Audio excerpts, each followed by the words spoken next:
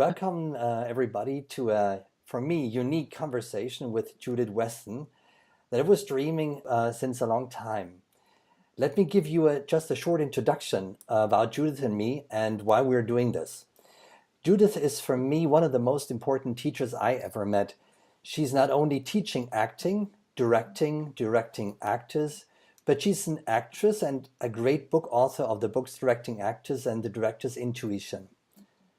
The workshops directing acting years ago in Berlin was one of the best I ever experienced. This is not only for me, so because I know a lot of friends who said this was the best workshop they ever took. And this is the reason why I want to do this conversation, because I want you to get in touch with this wonderful person, this wonderful woman and wonderful teacher.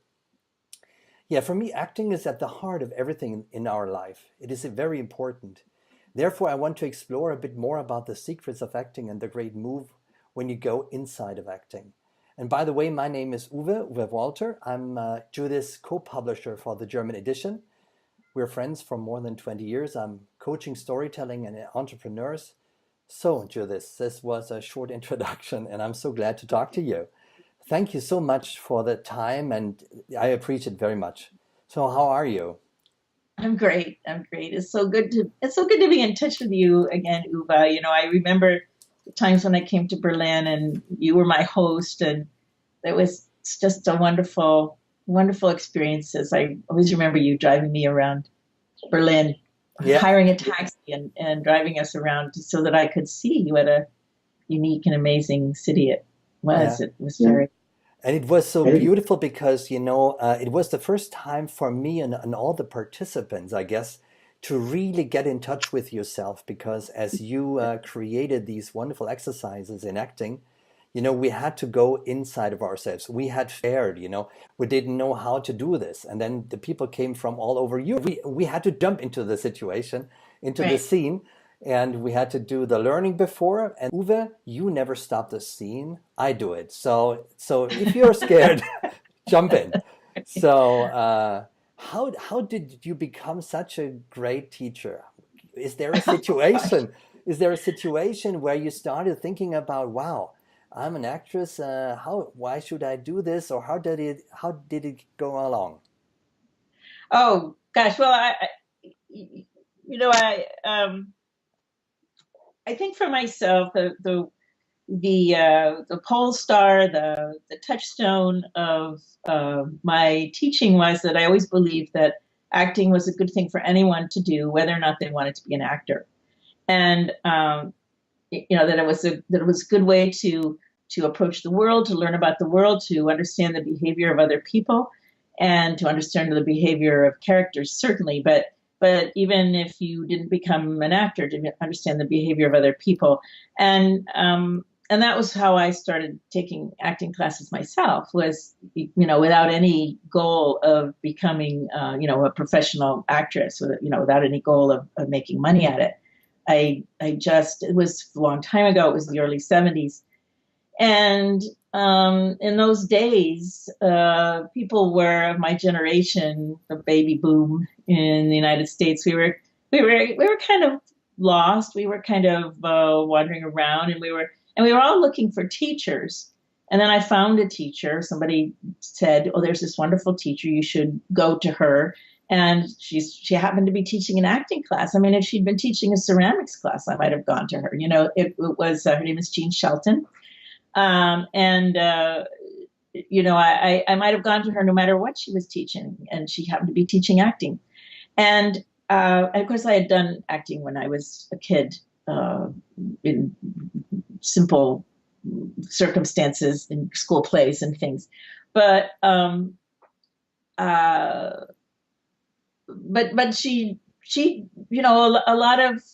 I got a lot of permission from her to, she was very wise, and I felt she gave me a lot of permission to be, to if I was teaching, to give people my wisdom, that I felt that was part of teaching acting, that, it was a lot through her that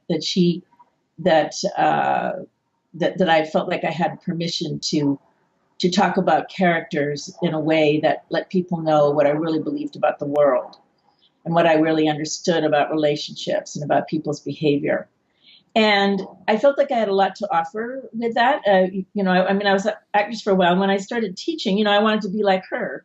That was basically it. I basically wanted to be like her. I used, from the beginning, some of the exercises she used, or repurposed them and adjusted them to, in my own ways.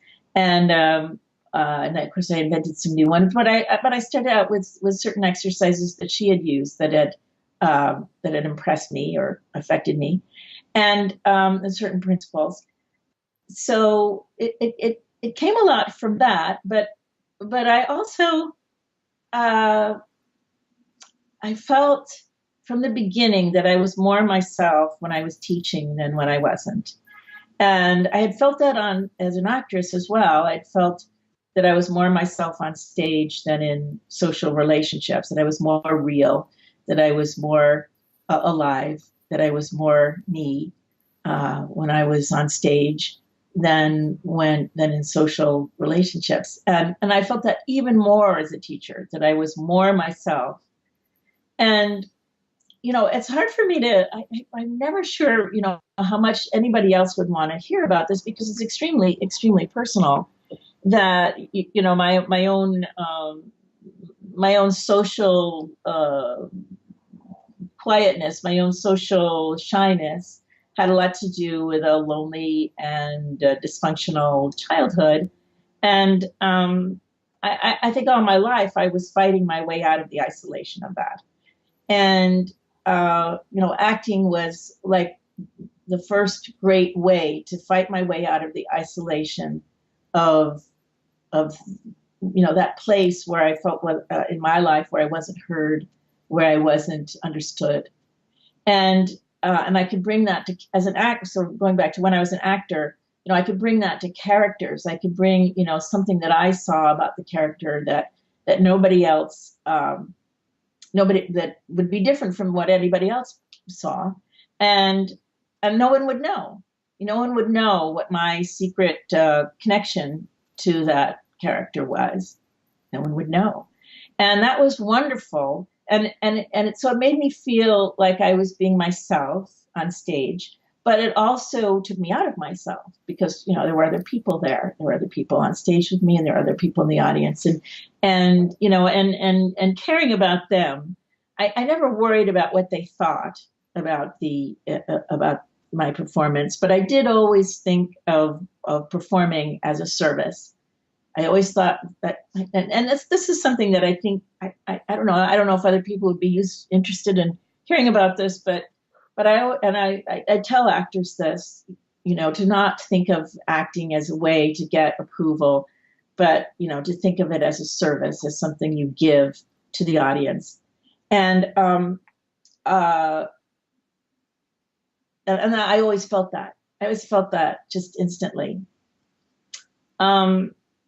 So that took me out of myself, which I needed to do because I was very isolated. And teaching was even more of that, that I could talk about characters. And then I started very early when I was teaching, telling my own stories, my own connection to characters, because I wasn't playing them anymore when I was teaching. I wasn't playing the characters anymore. So I was, talking about them and encouraging people to make them their own. And so I would tell them as an example of how I connected to the character. Not to tell them this is how you should do it, but this is an example of how one might connect to the character. That I understand this character because I've been lonely, and I've been lonely in this particular way. And to tell those stories. And so, it forced me, because I wasn't being a character, so I didn't have that way to hide, to say, well, no one knows what my connection is. And I would tell people what my connection was.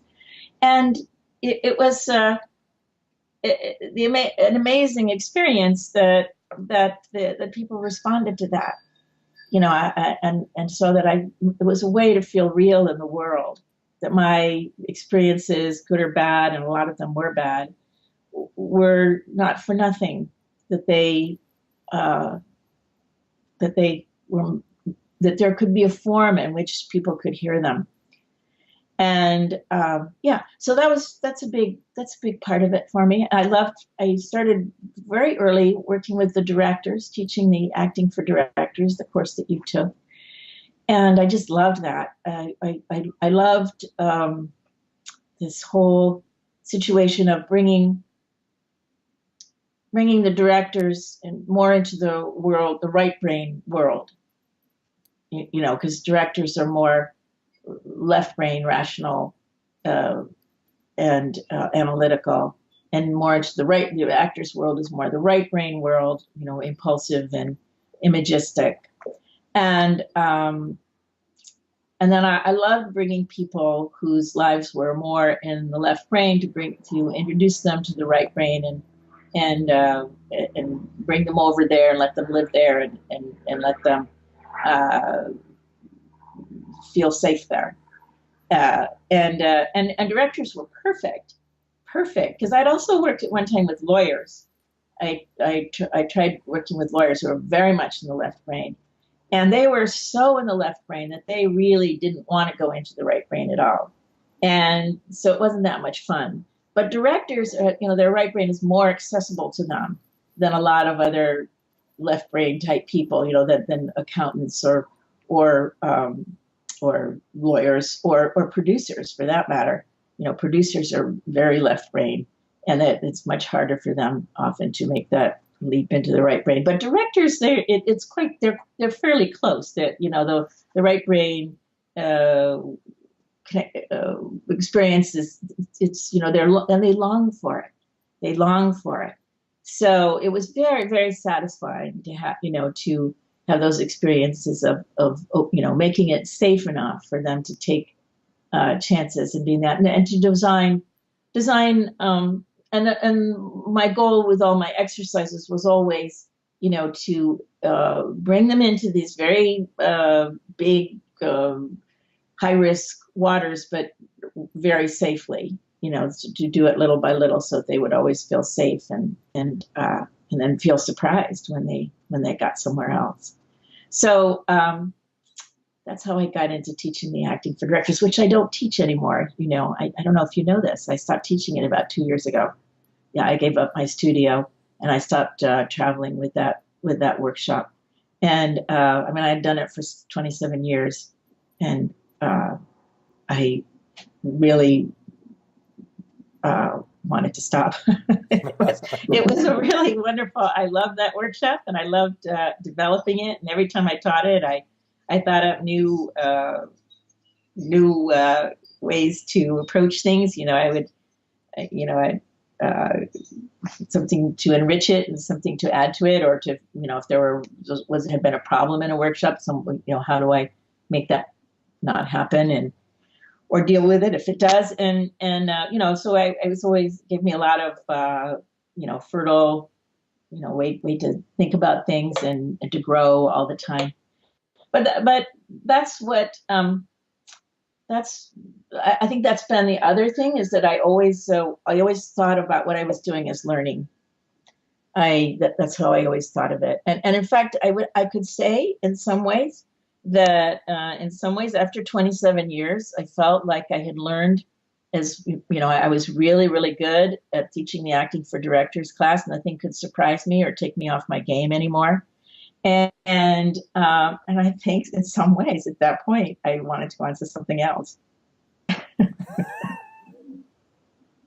So anyway, it was also very exhausting, and I've gotten older. It's very, very exhausting, those long days. And yeah, so that was another important reason to stop doing it. Of course, and I remember how you capture everything from everybody. You know, you capture the energy, the story. You know how he improves. I thought today you could call it the acting journey. You know, because it's in this 2-day workshop. You know, or a 3-day workshop. You know, it was like a journey. You know, because through several steps, you know, you moved into yourself, moved in different roles, and you start growing and get reconnected, reprogrammed your left and right brain. And for me, it was like the first time in life I didn't felt isolated anymore, because I loved what you said, that it's probably an access to the world, because very often we weren't allowed to say what we really think. We weren't accepted probably in our childhood.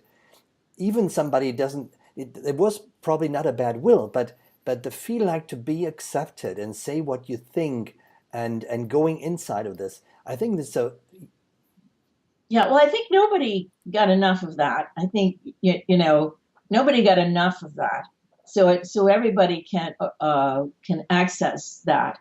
I think one thing that made me uniquely able to teach it was that I got much less of it than I think most people did. So in order to fight my way out of that, I had to not just do it, but I had to teach it. I had to really, really make it my life. Mm-hmm. I had to make it my life in order to not go back, to not backslide into that isolation. But I think for everyone, they've had, not been listened to or heard or understood as much as they wanted, as much as they needed. So, that I think you're right, that is the way that people spark to that, and spark to acting, and find it fulfilling. I think everybody should take an acting class, and as long as they can afford to. I don't think everybody should pursue a career in acting. I don't think that at all. But I think everybody should do, to do some of that, to have that connection, and off and on their whole lives. I really think it's important.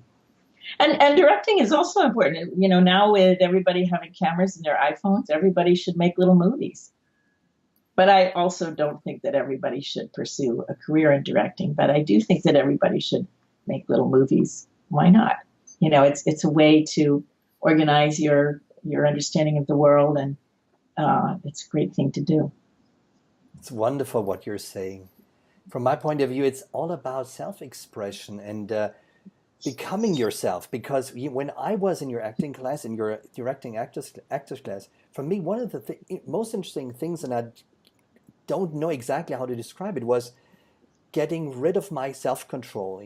Let it go. Because I feared so much. I didn't know how to go through this magic door. And you said, now start it. And in all exercises we had, it was such an amazing thing.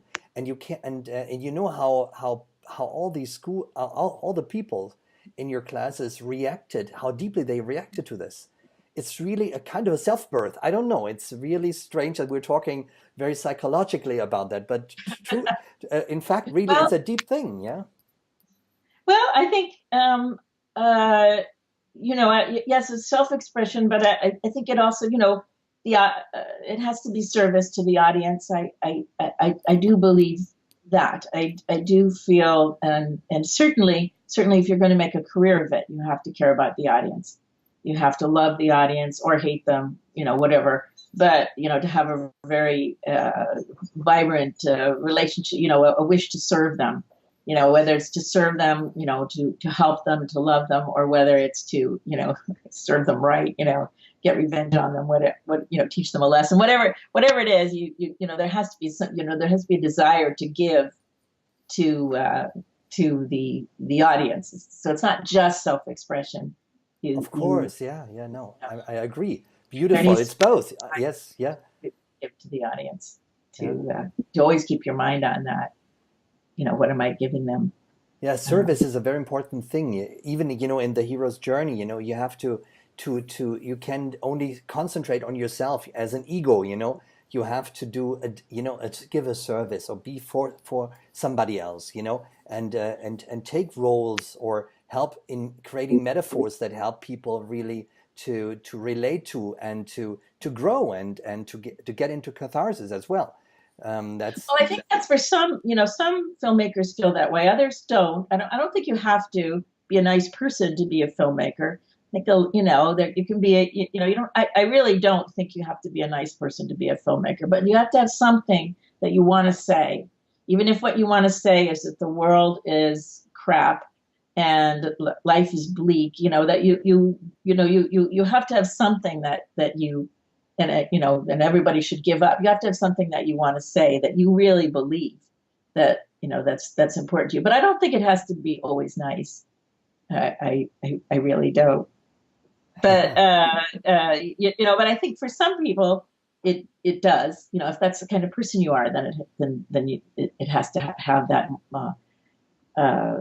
But there is a moral level to it, a moral or spiritual level to everybody, and including the filmmakers that are not nice. That there must be a moral that they're saying to the world, even if the moral is, life is not worth it.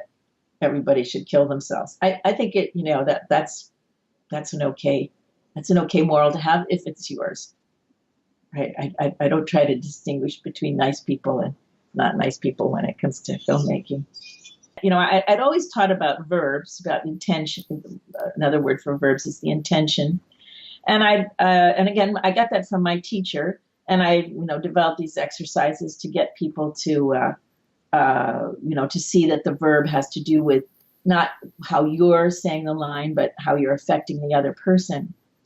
And that's a real key to good acting is that that you're affecting somebody else and not just trying to do it right. So so I'd always taught with verbs, with intention, and made a big deal about it. But then there was one day after I'd been teaching for maybe about 3 or 4 years. So I was still early in what I was doing. No, wait. It would have been, no, maybe 5 years. I guess I've been teaching for about 5 years.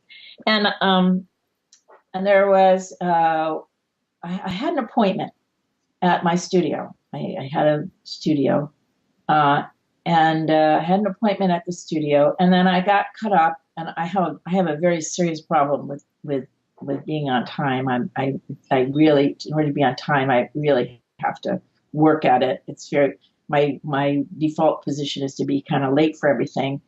So when I got to be a teacher, I just couldn't do that anymore. I couldn't, be late. I had to be on time or even early. And that was really a big part of teaching. That was hard for me. But anyway, I had this appointment and I was running late. And, I don't know what happened, if I got distracted and, started daydreaming or maybe there was a phone call. Oh, and I think I was like not on schedule to be early. And then there was a phone call and I had to take it and I couldn't get off the phone with this person. Now this was before cell phones. This is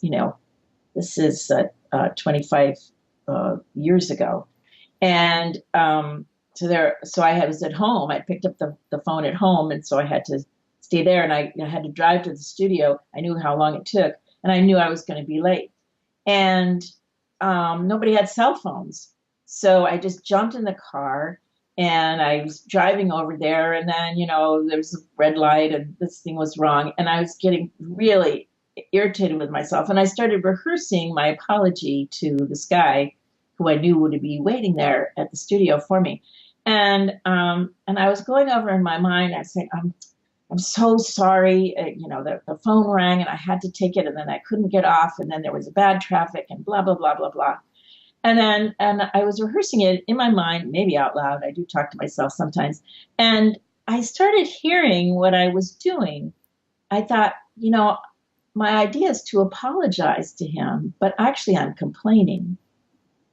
My verb is to complain. I'm complaining about how I couldn't, this person called the last minute and I couldn't get off the phone. I'm complaining about the traffic and I'm complaining about being embarrassed about being late. And that's what I'm doing. That's my intention, even though it's not my conscious intention. That's how it's coming out. And so I thought, and I'm still in the car and I'm thinking, wait, is that what I want to do? Do I want to complain at this guy? How is that going to make him feel? That's not going to make him feel apologized to. That's not going to, how do I want him to feel? And I thought, well, what I want him to feel reassured that I care about his time, that, I want him to feel reassured that I don't take lightly him making a commitment to meet me and being on time for it. I want him to feel reassured that I'm, I want that his time is as important as mine is. And so I thought, well, if I want to reassure him, if I want him to feel reassured, then is complaining going to do that? And I thought, well, no, not at all. It's going to do the opposite. It's going to make him feel irritated, sort of out of sorts, and make him feel like he has to reassure me that it's all right that I was late. And so I thought, to apologize is different from to complain, and to reassure is even different more, and that's what I kind of re-rehearsed it in my mind with the same words and with the intent to reassure him that he mattered.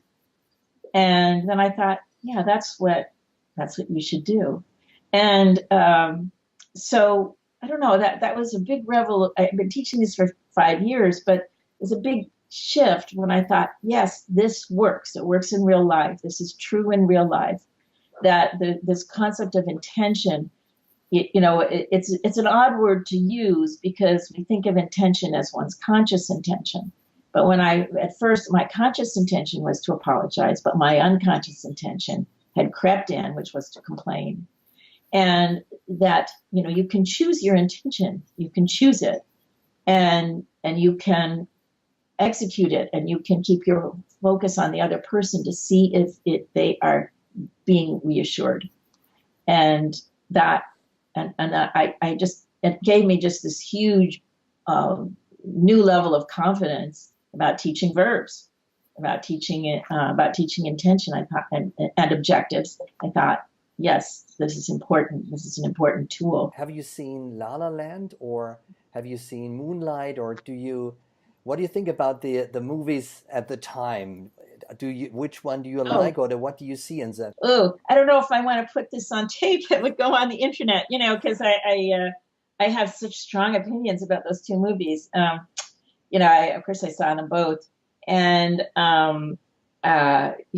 was out here in Los Angeles. It was such a thing. Because I'm in the Moonlight camp. I loved Moonlight, and La La Land. I thought was okay, but I didn't have the hugely people in Los Angeles loved that movie so much, and they'd get mad at me if I didn't love it as much as they did. So I've gotten really worried about letting people know I do have certain constraints to say about La La Land, but I don't say them publicly. Yeah, no, but I enjoyed it. I certainly enjoyed it while I was watching. Yes, but we could finish probably with another movie that you like, where you would be able to say some. Movie. I love Moonlight. Moonlight was I definitely movie of the year. Yes, me too, as well as La La Land. Would you mind to tell what you feel about Moonlight? Oh, I don't know. I don't know. There's so many reviewers that probably have said it so much better than I have. That it's this moment by moment truth. Every moment is true and lived so deeply.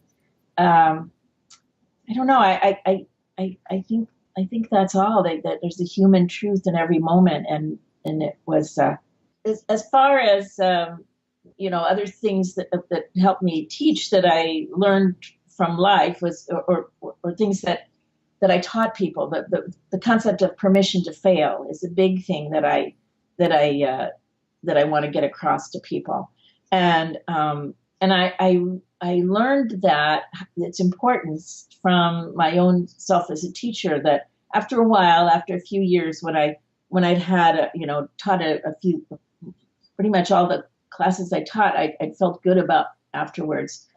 And then after a few years, you get sort of worried. What if I have an off night? And so I could tell myself when I worried about that, I would say to myself, well, you've had really a lot of good classes. You've really taught a lot of good classes. So if you have an off night tonight, it will be all right. And that was really, really helpful to relax me. And then it would always be okay. And still be, another good night of teaching. And so that helped give me the confidence to teach directors and actors that permission to fail is a key, crucial tool, to give yourself and everyone you work with permission to fail. And that, trying to do it right is the worst thing you can do. That, to take risk is right. And then from that, I developed this idea of, looking for opposites, doing it wrong. And those have been very, very helpful concepts for me to help people gain in confidence as directors or as actors. And then the next thing I wanted to talk about was the language of permission, which is something that I teach directors all the time to use, instead of thinking of yourself as even as directing, to think of yourself as disclosing, instead of telling people, this is my idea, this is what, to disclose your ideas. And and something that I call the language of permission, which includes using questions instead of orders to actors. So the language of permission, instead of saying do it this way, is to say, well, I wonder what would happen if we tried it this way. Do you think this is worth trying? I'd had this idea that this might be worth trying, instead of this is the way I want it to be. And anyway, I learned how important that was. I mean, I just learned it every day. I learned it every time I taught. And any time I told people do it this way, it just wasn't effective. And if I invited them to it, it was always better. I learned it over and over, trial and error. So and I kept and keep making mistakes about that all the time. I keep relearning that. The language of permission is really, really useful for directors when they're talking to actors, or to anybody, any of the other creative people. And one more thing I wanted to say, and then if you have any other questions, go ahead. I'm not really tired yet. I'm okay if you want to go a little bit longer. I would have to stop in a few minutes. But I wanted to say something because I saw this wonderful movie yesterday, this new Terrence Davies movie. I don't know if you're a Terrence Davies fan, but I've loved him ever since his first movie, Distant Voices, Still Lives. And he's just come out with a new movie. It's about Emily Dickinson, and it's called A Quiet Passion. And John and I went to it yesterday and loved it so much. And it reminded me of, besides, I learned many things from my teacher. I learned even more things from life, from being extremely observant about life, extremely observant about other people, and observant about myself and my own motivations. I learned a huge amount by that, and that was natural to me to be observant. It was something I had to do to stay alive, really, was to be observant of other people. What are they going to do when they say this? What do they really mean? I needed to have that skill in order to survive. And I also needed to have that skill towards myself. What are my motivations? Because there were gaps in my social development when I was a child. So I there were certain things I wasn't taught, and I had to be constantly, so those are ways. So my teacher, then my powers of observation about other people and about myself and my own motivations. And then another really important place that I learned script analysis was from Shakespeare and Emily Dickinson. So I thought, especially in honor of seeing that movie yesterday, I wanted to mention that because those are they're very hard to understand it the first time you read them. And I used to, when I was a teacher, when I was in my early years of teaching, my classes were not always full in my early years. I was getting started and I didn't jump into a full practice. So sometimes my classes were small and not full. And when that happened, I would bring in, complete works of Shakespeare, and I would have us read some aloud and figure out what each line meant, which it takes a little while. It takes a little exploring, and you have to unpack the imagery. You have to unpack the imagery. You have to look for clues because it's not spelled out, but it's all clues. And the same with Emily Dickinson. I used to do that sometimes too. I used to bring in Emily Dickinson to class and have us, spend 20 minutes or so at the beginning of class, reading poems out loud and unpacking the imagery and unpacking the sentences and figuring out what they really meant.